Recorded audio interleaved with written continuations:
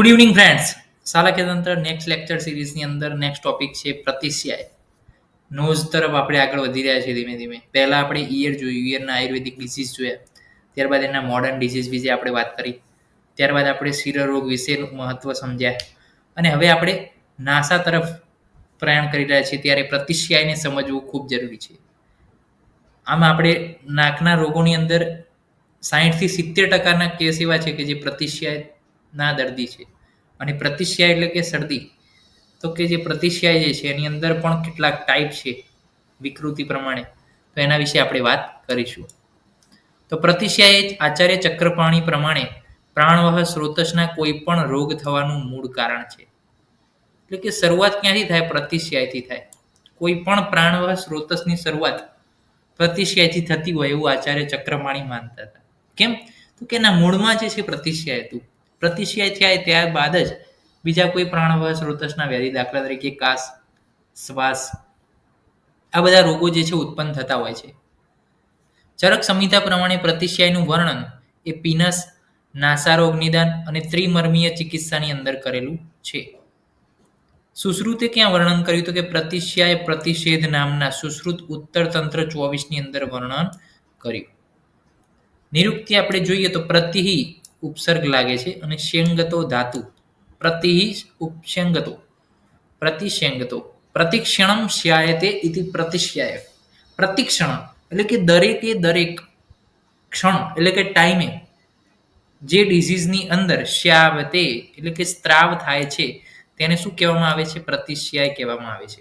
એટલે સામાન્ય રીતે પ્રતિશ્યાયમાં શું થાય છે? નાઝલના જે છે ડિસ્ચાર્જ થાય છે. નાઝલની અંદરથી, નાઝલ કેવિટીની અંદરથી ડિસ્ચાર્જ બહાર નીકળે છે. તો પ્રતિક્ષણ દરેકે દરેક મિનિટ, દરેકે દરેક ક્ષણ જે ડિઝીઝની અંદર સ્ત્રાવ થાય છે, ક્યાંથી? તો કે નાકમાંથી. એને શું કહેવાય છે? પ્રતિશ્યાય કહેવાય છે.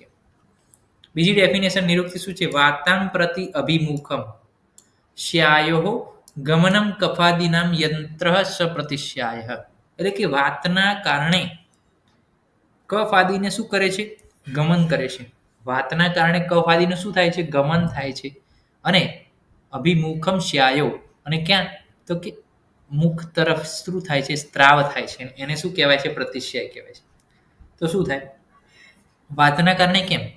તો કે આપણી અંદર જે છે નાઝલ જે ડિસ્ચાર્જ થાય છે અંદર સાઇનસની અંદર તો ભરાયેલું હોય, પરંતુ જ્યારે વાતાદિકનો પ્રકોપ થાય, એટલે કે જ્યારે આપણે બહાર ઠંડા વાતાવરણમાં ફરવા જઈએ, ઠંડી વસ્તુઓનું સેવન કરીએ, ત્યારે એ વાતનો પ્રકોપ થાય. અને એ વાતનો પ્રકોપ થવાને કારણે એ બધું વાત જે છે એ કફ જે ભરાયેલો છે એ કફને ક્યાં કાઢશે? બહાર કાઢશે. કઈ તરફ? તો કે નાકના દ્વારા બહાર, મુખ તરફ. તો કે અભિમુખમ, મુખ તરફ સ્ત્રાવ થાય છે. કોના કારણે? વાતના કારણે. શેનો સ્ત્રાવ થાય છે? કફનો સ્ત્રાવ થાય છે. અને એને શું કહેવામાં આવે છે? પ્રતિશ્યાય કહેવામાં આવે છે. સિમ્પલ. એટલે શું છે સિમ્પલ વસ્તુ? તો કે વાતના પ્રકોપના કારણે શેનો સ્ત્રાવ થયો? કફનો. ક્યાંથી થયો? નાકમાંથી.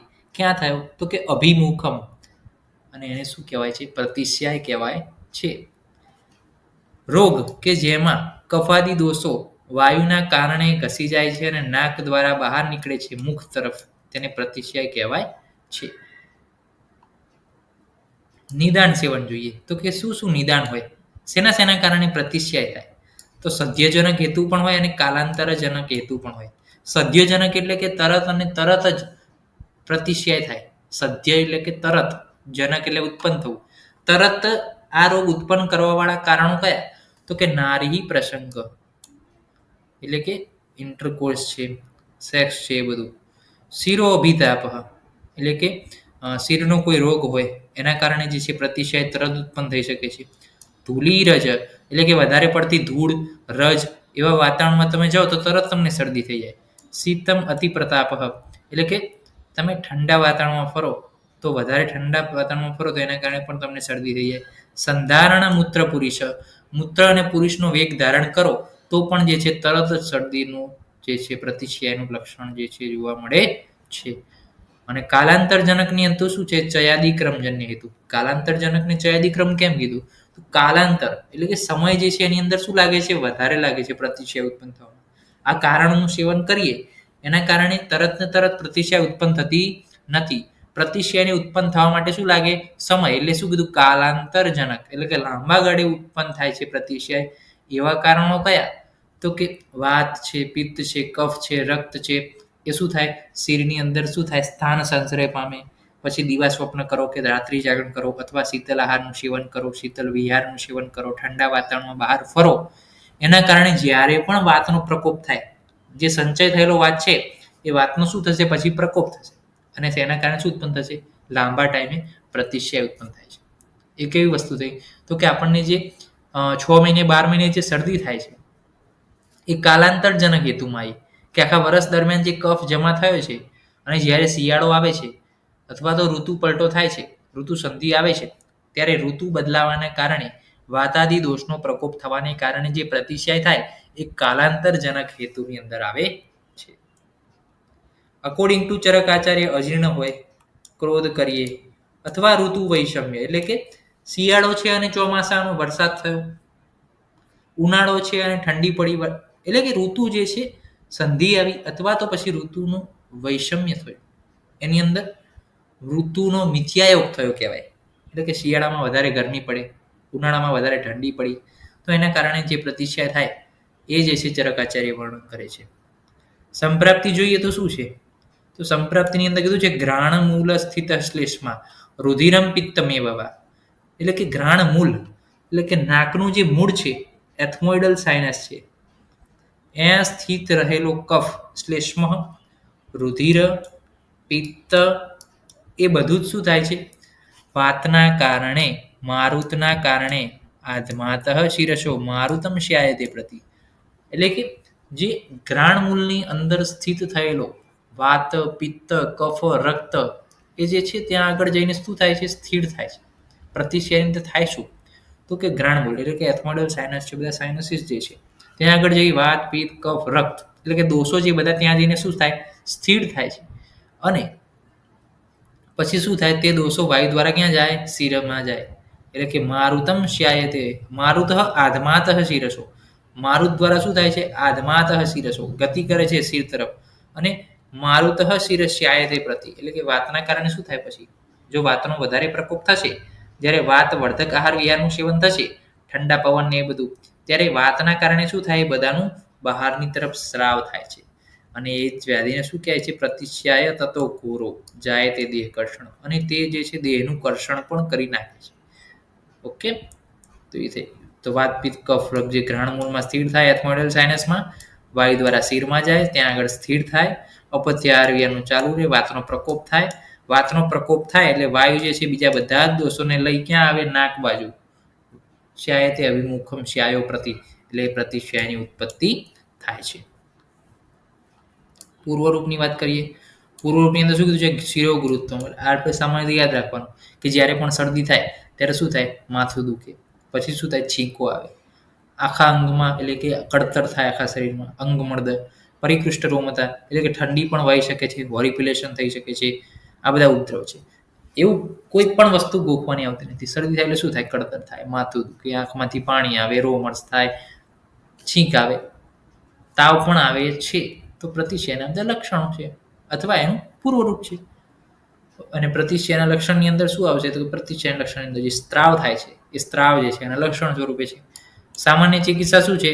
તો કે નવમ પ્રતિશ્યાય અપાસ્તા સર્વ ઉપાચરેત સર્પિશ એવ પાને સ્વેદે વિચિત્રો વમનિશ્ચ યુક્તે કાલોપપન્ને અવપીડનશ્ચ, એટલે કે નવ પ્રતિશ્યાય સિવાય તમામની અંદર જે નવ પ્રતિશ્યાય એટલે કે જે નવી નવી ઉત્પન્ન થયેલી છે તેવી પ્રતિશ્યાય સિવાયના તમામ પ્રતિશ્યાયમાં કૃતપાન કરવાનું કીધું છે.